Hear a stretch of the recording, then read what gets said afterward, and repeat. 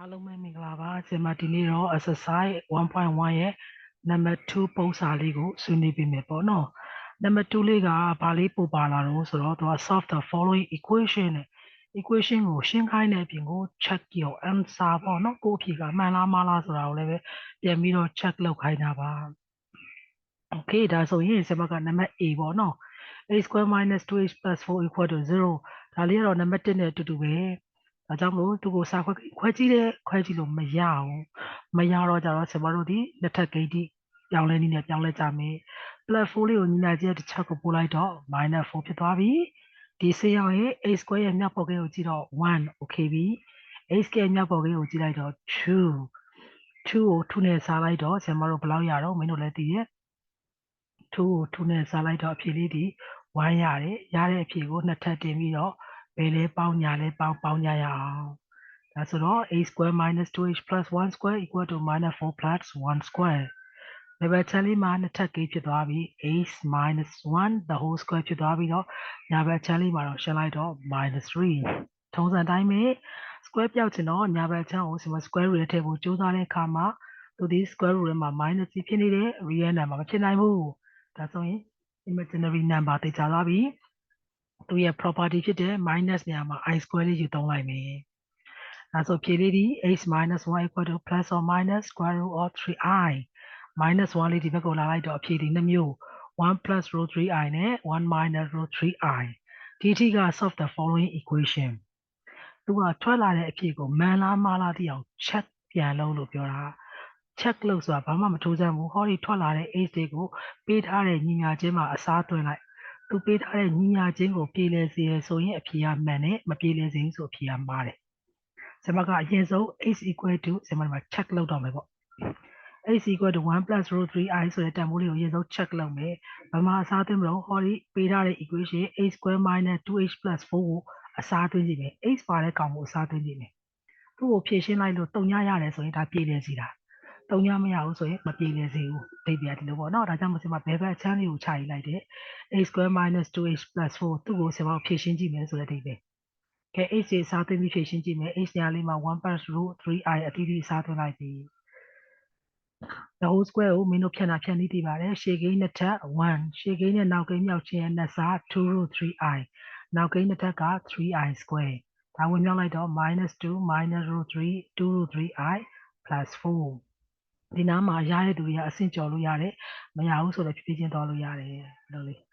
ဆင်မတို့ i square ရဲ့ property ဒီဒါလေးမင်းတို့အများနဲ့မှတ်မိနေရမှာ i square ရဲ့ property ဒီ minus 1ဒါကြောင့်မလို့3နဲ့မြောက်လိုက်ရင်သူဒီအလိုလျောက် minus 3ဖြစ်သွားပြီ i square ပါတော့ minus 3ဖြစ်သွားပြီ minus 3နဲ့ minus 2နဲ့ဆိုရင် minus 5 1ရယ်4ရယ်ပေါင်းရင်လည်း plus 5 plus 5နဲ့ minus 5ဒီ j ကိုj တယ်0ဒီတန်မိုးလေးကိုဆရာမတို့အစားသွင်းပြီးတော့ဖြည့်ရှင်းကြည့်တဲ့အခါမှာ0ရတယ်ဆိုတော့ပေးထားတဲ့ equation ကိုပြေလည်စေတယ်။ဘာလို့ထွက်တဲ့အဖြေမှန်တယ်။နောက်ပုံစံနောက်တန်ဖိုးတစ်ခုရှိသေးတယ် for h equal to 1 minus root 3i ကိုလည်းဆရာမတို့ check လုပ်ကြည့်မယ်။ဘယ်ဘက်ချမ်းလေးကိုကူးမယ်။ h နေရာလေးမှာ1 minus root 3i နဲ့တီးတီးထည့်မယ်။ကျွန်တော်တို့ခုနအတိုင်းပဲရှေ့ကိန်းနဲ့နောက်ကိန်းမြောက်ခြင်းနဲ့စားနောက်ကိန်းနှစ်ထပ်နဲ့ဖြန့်ပြီးတော့ရှင်းလိုက်ပါသူလည်းပဲခုနအတိုင်းပဲငါတို့ထူဒါနဲ့က G ဟောဒီမှာ i square ပါတဲ့ကောင်ဒီတေချာတဲ့သူ property ရ minus 3ဖြစ်မယ် minus 3နဲ့ minus 2နဲ့ဆိုတော့ minus 5 1နဲ့4နဲ့ပေါင်းရင် plus 5 okay သူလည်းပဲရှင်းလိုက်ရင်ဘာရတော့ဆိုတော့0ရစေတယ်ပြေလည်စေတယ်ဒါကြောင့်မလို့ကျမတို့ရှာထားတဲ့အဖြေနှစ်ခုစလုံးဒီမှန်တယ်ဆိုတဲ့ကောက်ချက်ချမှုထွက်လာပါတယ် okay number 2သူလည်းခုနပုံစံအတိုင်းပဲ a square minus 4h plus 5 equal okay ဒါဆိုရင်ဆင်မတို့ထုံးစံအတိုင်းပဲသူ့ကိုစာခွဲကိန်းခွဲကြည့်ရအောင်ခွဲလို့မရဘူးမရတော့နှစ်ထပ်ကိန်းကြည့်ပြောင်းကြမယ် plus 5လေးကိုပို့လိုက်တော့တစ်ဖက်ကိုပို့လိုက်တော့ minus 5ဖြစ်သွားပြီပြီးတော့ဒီစင်းရောက်ရင် a square ရဲ့မြောက်ပေါ်ကိန်းကိုကြည့်လိုက်တော့1 okay နေပြီစင်ပြေနေပြီ h square မြောက်ပေါ်ကိန်းကိုပဲဖြည့်ရှင်းဖို့ကြံတော့တယ် h square မြောက်ပေါ်ကိန်းက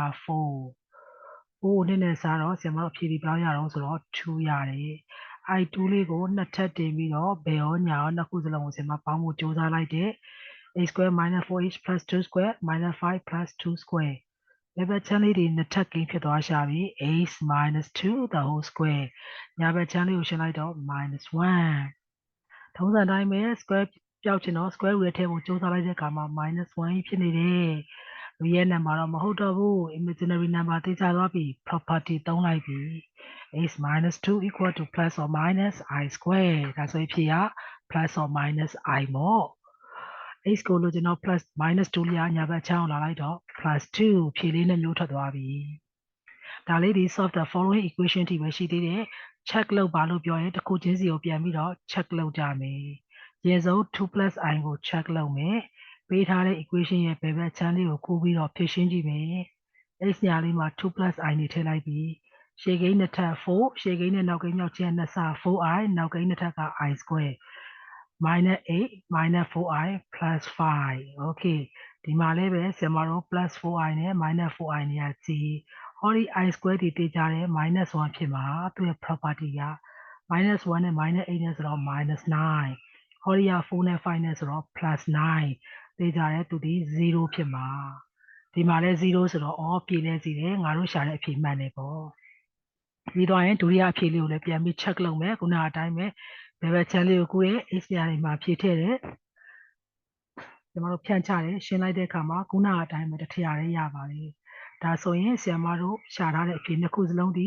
ပြေလည်စေတယ်မှန်တယ်ဆိုတဲ့အဓိပ္ပာယ်ပေါ့အဲ့ဒီခါမှာဆရာမကဒီဥစ္စာလေးတွေကိုဘာနဲ့လဲတိုက်လို့ရတော့ဆိုတော့ scientific calculator လေးနဲ့လည်းတိုက်လို့ရပါတယ်ဆရာမရဲ့ video file ထဲမှာပေါ့နော်